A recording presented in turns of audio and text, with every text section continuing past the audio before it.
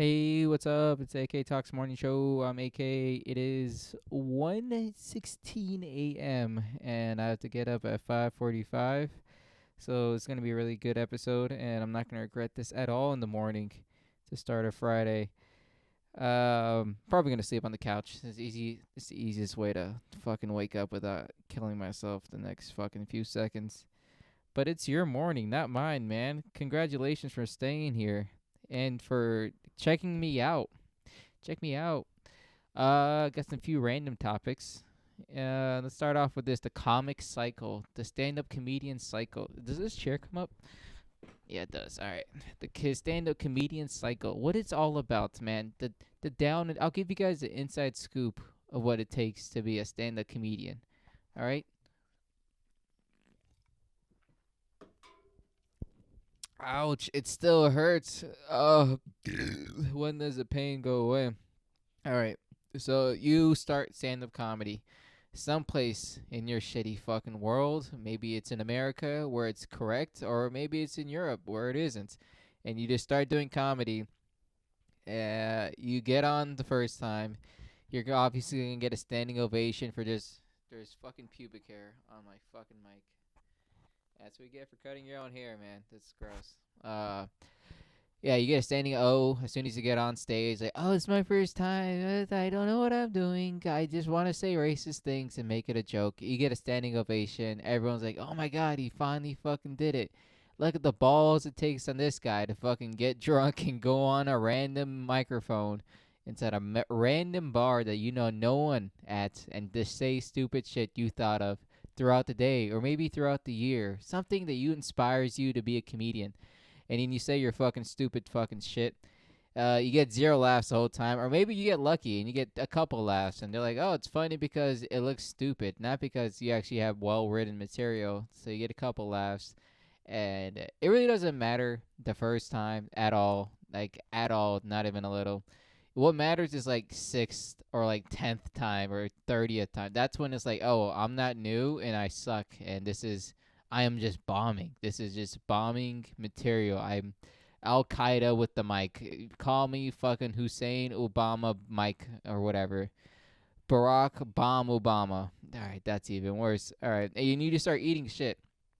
That's when it starts mattering, because then it's like, oh, I have to try. I have to get funny. I have to find a stick. And then you find your voice. That's where you find your voice. Like, what makes me funny? What makes me tick? You know, like a fucking bomb. What's the reason people want to listen to me? Let's get down and dirty. Let's think about the idea of is comedy an art form? Is it a lifestyle? What is it all about, man? Should I rewatch Kramer? That his fucking stick at the laugh fucking factory where he just calls everyone a nigger. Should I watch that? Does that inspire you? Does that really? Well, congratulations, you are part of the dirty comics. But I skipped a step. You find your voice, and once you find your voice, you get your type 5 or maybe a solid 10 or some type of fucking minutes that you think is decent enough for you to say, oh, I got time. I got material. That's when you fucking start I got material. Yeah, put me on the showcase. I got material. And then you eat shit on a showcase like, wow, I thought I had material, but I don't. My jokes only work in this fucking room or in this fucking crowd. And that's the reason why you're funny. But then you find your voice, man. And this is where things actually start dividing side different fucking roads. All right, you got the clean comedy, you got the dirty comedy, and the guy who can do both. Now, naturally, you go towards wherever you want to go. There's not a bad route naturally. That's perfectly who you are as a person, and there's no reason you should poke a stick at somebody or make fun of somebody because of what road they came down on. Honest to God, I did hate clean comedy. I was like, why are you clean, huh? Why are you doing comedy for clean, huh? Well, what are you all about? PBS stand up? What are what do you want to do, huh? Kids comedy? Pussy? What a fucking he can't even say nigga. He's a pussy and he's white. Why didn't you say the N word, dude? Be funny like that. Be offensive. That's what I thought comedy was all about. Because the idea that I had, since it's my podcast and you guys are listening, the idea that I had is that the only reason you do stand up comedy is because you're all fucked up in the head. You're just a fucked up person. That's why you are. That's why you're doing it. And I got all my inspiration from the 2010 eras or the early 2000s eras from like Patrice, Bill, Dave, Attell, not Chappelle, Attell. And I'm like, oh, these guys are all fucked up. That's why it's funny. It's because they're fucking weird and disgusting, and no one likes talking to them. But if they find a groove, if they find a flow, that means they're hilarious. And those are the type of guys that I aspire to be one day, and I think everyone else in the world should be, because it's my brain and it's the rest of the world, and I'm right and everyone else is wrong. But I'm slowly getting to like the other side of it. Like, oh, you can just be silly and you can have just as much fun as someone being dirty, or you can sneak in both. Like, great comic inside the area, Winston Hodges. He found a way to do both, and it's like it's really great. That's the only person I can compare to at the local level where I've seen it and was like genuinely confused. I'm like, oh, I thought you were a clean comic. I thought you just do clean comedy. He's like, no, I can do dirty comedy, but no one's gonna pay me for dirty comedy. That's why I don't do it. You know why? Because I need the money to do comedy, to continue comedy. So I am gonna be versatile. All right.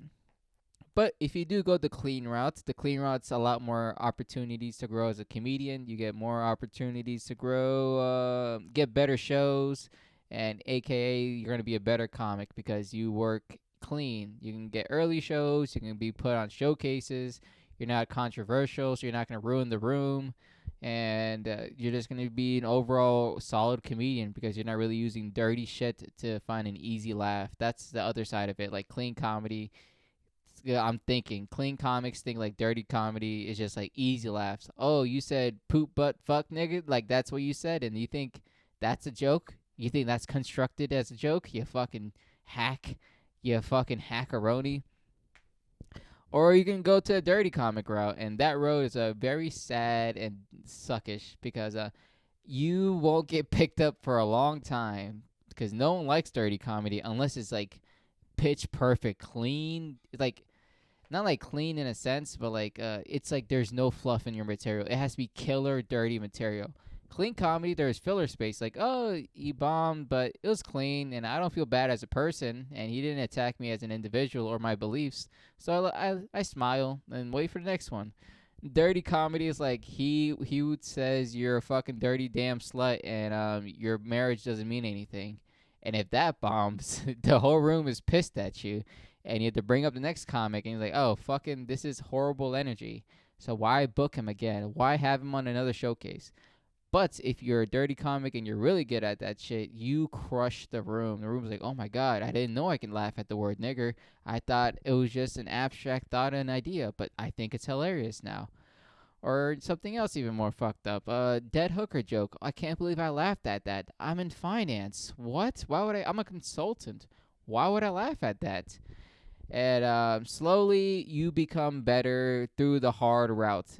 And there is no honor, there's no integrity, there's no this fucking magical, whimsical idea like, oh, I'm a dirty comic.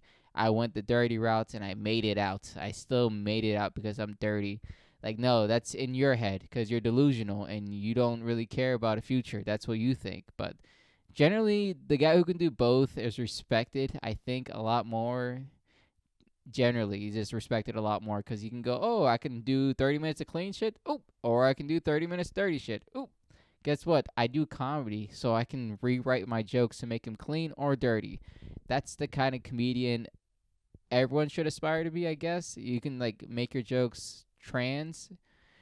That's a great word to use in this sentence. Actually, you can make your words trans. Your jokes are trans. They can be changing genders for. Yeah, wow, I re-explained the joke by myself. This is fucking sanity, all right?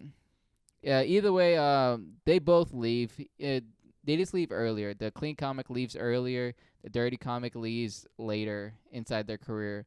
When I mean leaves, I mean they leave their home club, their hometown. For example, I'm in DC.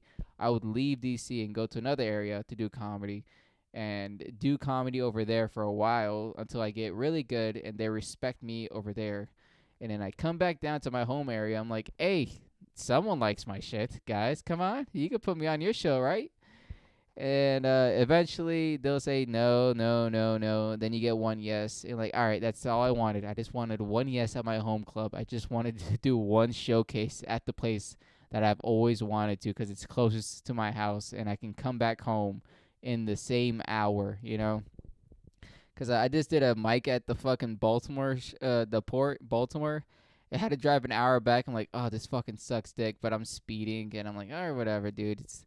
It's the route I decided to take. All right, so I have to go far and then come back home. So that fucking sucks dick. But either way, both these comedians meet in the same area, and it's called New York City. Eventually, all comics just go to New York. Or, if you have a family and kids, you don't really want to leave them and shit. So obviously, you're going to stay home. Or if you really want to commit to the gig, fucking leave them. Be a shitty fucking person, but tell great jokes. Everyone will respect you for your comedy, but not as you as an individual. So it's just the route that I think everyone goes by. The route I'm taking right now is like I'm dirty.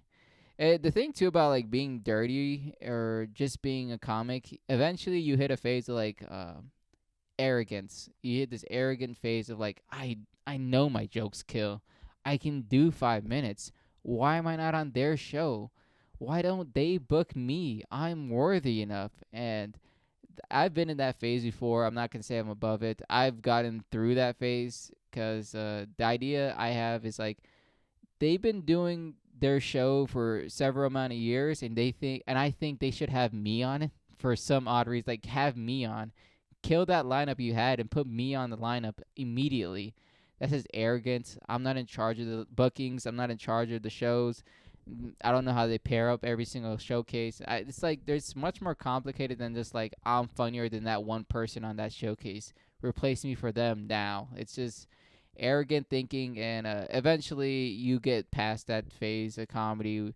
It's not a very good phase either. It's not like a constructive, oh, I'm learning, and it's just like an arrogant, I should be on that because I'm better than that person, that individual person. I'm pointing at one person. Like, you shouldn't have that mindset. If you really give a fuck about comedy, you should always just try to start your own thing.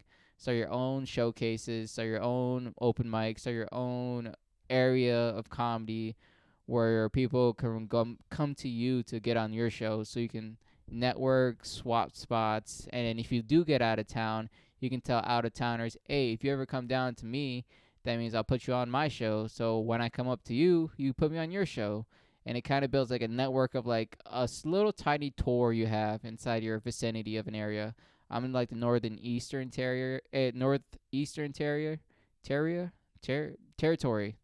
So, for example, if I start a mic in Virginia and someone has a mic in DC, someone else has a mic in Baltimore, someone else has a mic in Philly, Jersey, New York, Boston, and like all that fucking thing. If we all just are friends, we have a literal tiny tour that we can do for 3 months at a time, and each one of us can just pay each other. Money keeps going to each other, and eventually, like, we can do comedy full time because we all just know each other. And it's just build your way up from there. That's like the naturalist way and the most respected way to move yourself up in comedy, I think. I'm not doing well at all. You're getting advice from an open micer, so you fucking take it for the grain of salt it is. But that's how I see things right now. Maybe it's going to change when I have a fucking opportunity to grow as a comedian, but this is just what I think right now. Nice. I'm such a good and smart person now. Oh my god. Wow. I think it's the coat. When I wear this coat, I am responsible. I deserve a family to watch over or some shit. Look, it's all the zippers and buttons. And you know the wildest part about this coat, since no one asked? I got this coat in the 8th grade. And in the 8th grade, I thought I was a fucking loser. I was like, why the fuck am I wearing buttons? When is buttons ever fashionable? What the fuck am I, European? Do I need a fucking top hat? Why am I having and a buttons and a zipper? Choose one fucking struggle. And I was embarrassed to wear this shit for a while. And I'll like never wear it in public, or as soon as I get indoors, I'll take it off immediately. But I still fit it, which is nice and sad at the same time because I've been in this dimension of body weight and height, or at least body height and dimension and length since the 8th grade. And it's just weird because I remember when I was in 8th grade, my doctor told me you're going to be like 6'6", 6'5", minimum. At the minimum 6'5", 260. You're going to be dunking. Come on, man. You can do this shit. And then I didn't grow an inch at all. I've been 5'9" ever since 8th grade. And then it was like 10th or 11th grade. And my doctor's like, well, it's science, man. Sometimes we're wrong. Sometimes we're right, man. I'm wrong this time. Maybe you can be 6 foot at least. I don't know. Fucking maybe. And no, never just fucking this fucking thing forever. So now I wear 3 insoles on my shoes, so I feel like I'm 6 foot. Don't tell all the women on the apps that all right, whatever. That was a shitty fucking joke. I decided that no more mobily, no more mobile mechanic business. I hate that shit with a passion. Like, with I thought I heard something. I hate that shit with a passion. Um, kind of realized that Tuesday when I was dealing with this guy. He needed a part he needed a part to fix up his car. He had an issue with his ECM, PCM, ECM, ECU. It's all fucking same shit. The control module inside of a car, the brain power that directs all the air, injector, fuel, and spark, all that fucking combination. You need a computer to time everything perfectly, and it's all fucked up. So I needed to go get a part. I was gonna order it online. Totally forgot on my end. I didn't give a shit. I was like, I'm busy, dude. I didn't even have time to order a part. So I went to the junkyard to pick up a part, and like I was struggling to pull off this part because every single car was already opened. It was already open and the thing was out. Like it looked like somebody tried to do it, and I was like, "Oh my god, this is amazing! I don't have to do any work. It's right here in front of me." And I was just dealing with one bolt that just wouldn't come out. It was like rusted in, and I spent like 30 minutes on one car. I was like, "Why isn't it coming out?" I was like, "Fuck it, fuck it." There's like 90 cars here. Let me just go to the next one. And it was like a fucking Matrix. The same exact issue, the same exact bolt. Everything was the same. I was like, "Oh my god." And I went for another 30 minutes on the same exact problem on another car. And at that point, I was like cursing out Asian people. I was like, I fucking hate them. I hate them so fucking much. They did this shit on purpose. They knew I was gonna fucking work on this car. That's why they're doing this shit to me. Fuck them. And then I was just cursing myself out. And then the rain picked up as soon as I started doing that, because God fucking wants to. He's comedian. He's a comedian too. He's like, hey, you know what's funnier than a fucking piss skinny African in a junkyard? Rain, motherfucker. And then it was just raining on me. I was covered in dirt. Like my jacket was dirty, my jeans were dirty, my boots were dirty, and my hands got fucked up. I was like, dude, this is fucking annoying. I went to like the third attempt. I was like, if it doesn't come out, I am not coming back here ever again. I'm selling all my tools. I'm gonna tell the guy, fuck you, eat a dick. I don't give a shit anymore. And it didn't come out. It just wouldn't come out. So I just fucking put something under it to pry it off, and then just fucking hit it with the good old fucking love tap, and it just broke it off. And I was like, all right, fuck it. And I don't know what I had to do to make myself feel a little bit more comfortable, but I was like, this guy is so fucking lucky. He has the devil on his side right now, because God is not with me. To fucking be able for me to fix his car pissed me off so fucking much. And I had to drive back home. It was 2 hours because traffic. I hit heavy flow of traffic. It was raining. And I was like, what am I doing, dude? I hate this guy. And I haven't said a word. I hate him so much right now. So I just went on my Instagram story and like just ranted. And then one of my buddies slide up and like commented. And I was like, what am I doing? I don't need to tell people about this evil in my heart. So I just decided in my head, I'm like, I'm not doing this shit. It makes me genuinely upset. I hate what I do. I'm mad consistently. I just hate everything about it. I'm like, I'm not doing. I'd rather just be broke. I'd rather have less money, less opportunity for a side business. I'm done with this shit. It's just for families, family only. This is only my business is only for family only now. And I kind of feel better because I just stopped replying to people. I'm like, yeah. I'm like, what are you gonna do? What are you gonna do? I didn't work on your car yet. I said I was. Didn't say I did. I didn't sign a contract. My business is not real, technically. IRS doesn't matter. What are you going to do? Fucking call the cops? I didn't fucking do shit. And yeah, so I took the money and ran. And the money is $0, but it's actually negative because I bought so many fucking tools and I'm never going to use it ever again. And it's going to be whatever. It's fucking whatever. I don't want to be a mechanic. I don't want to be this shit. So I am fine with just fucking cutting my losses, dude, and saving my peace of mind. I have deep anger issues for cars now, like a deep hatred, and it's so unfortunate to find that out because I thought I loved working on cars. I thought I was mechanically inclined. I thought it tickled my brain. I thought it made me feel active physically, mentally. But like, no, it's just hate now. So much hate. So much hate. Like, I don't know what I can compare it to in my life that I've had this much hate for.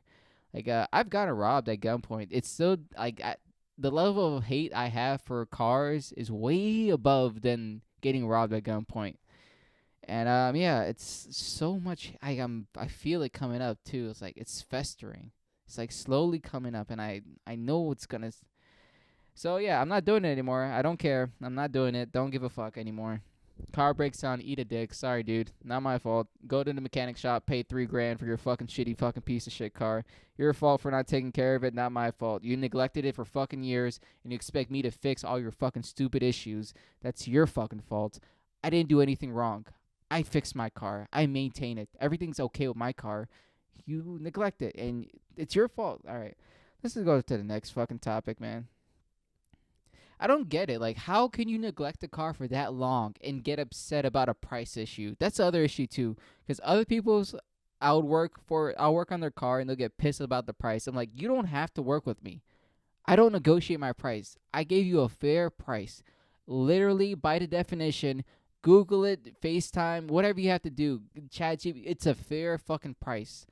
Market value. I'm coming to you and you still give me fucking horseshit. And it's whatever. It's I'm not doing it anymore, so it's fucking whatever. Anyway, so it's whatever. But I did go down south over the weekend, man, and I kind of realized it when I was there, cause I've heard the saying before, like northern people aren't nice, but they're kind. Southern people are nice, but they're not kind. And it didn't really click into me. Like, obviously on paper it makes sense. Like, if you understand grammar and the English words and ideas and have imagination and just be above the level of like 75 for IQ, you can understand what I just said. But like, I have to experience shit.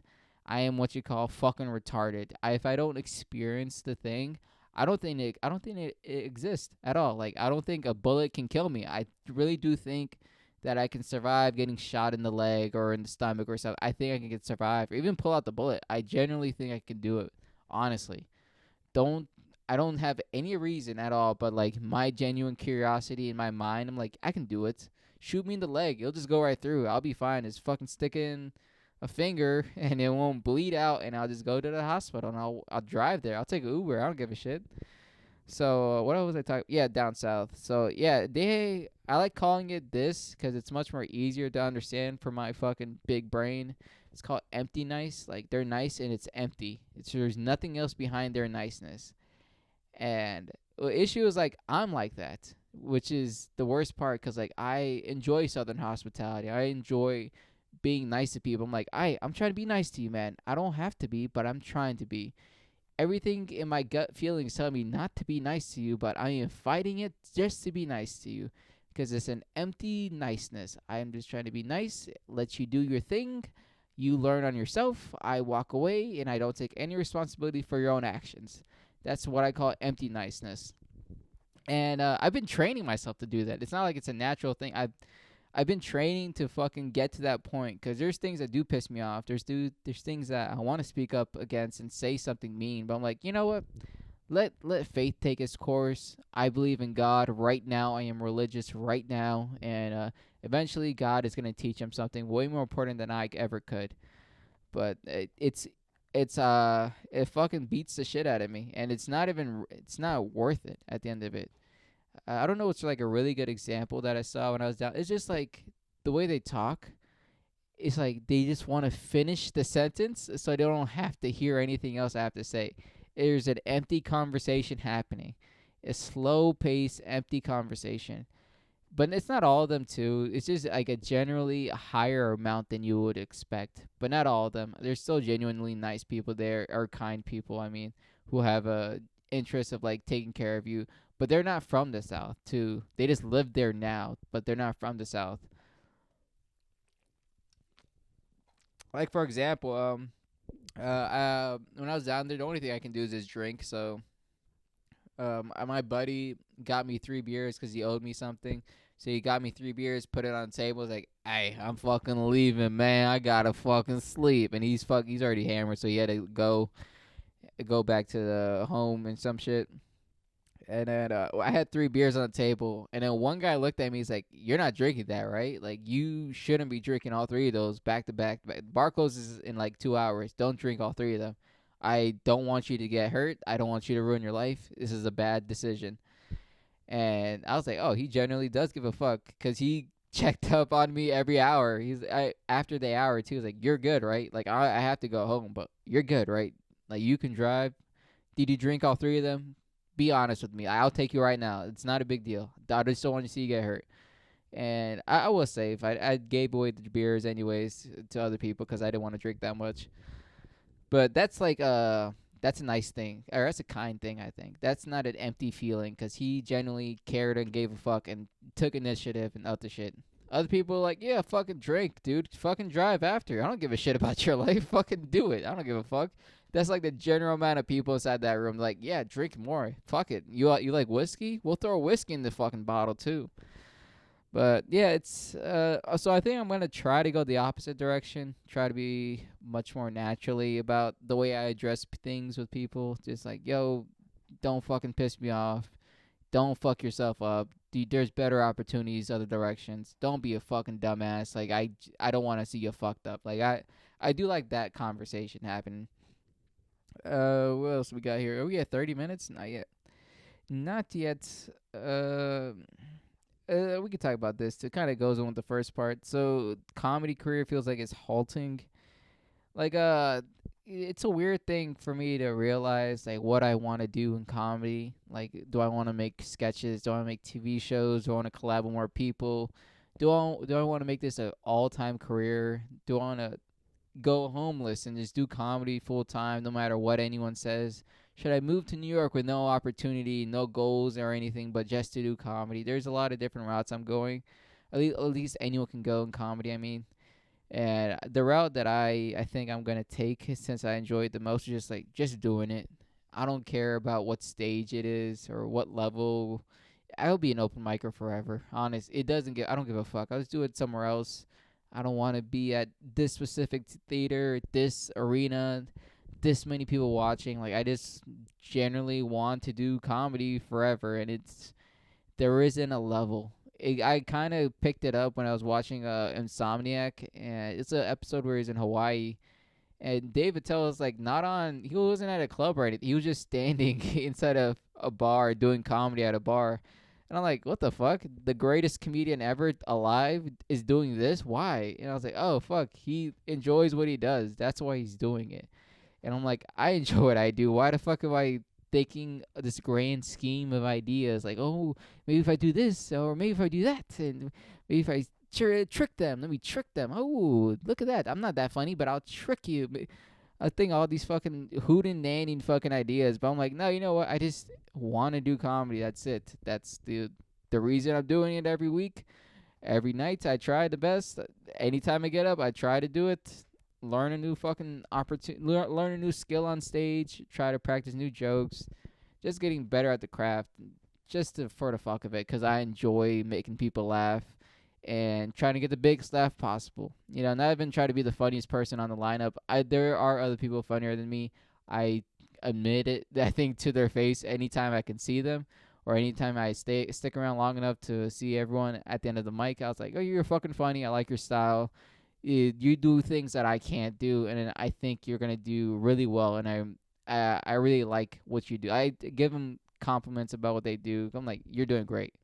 You're better than me. I can't do that type of clean. I can't do that type of dirty. I can't do that type of pace.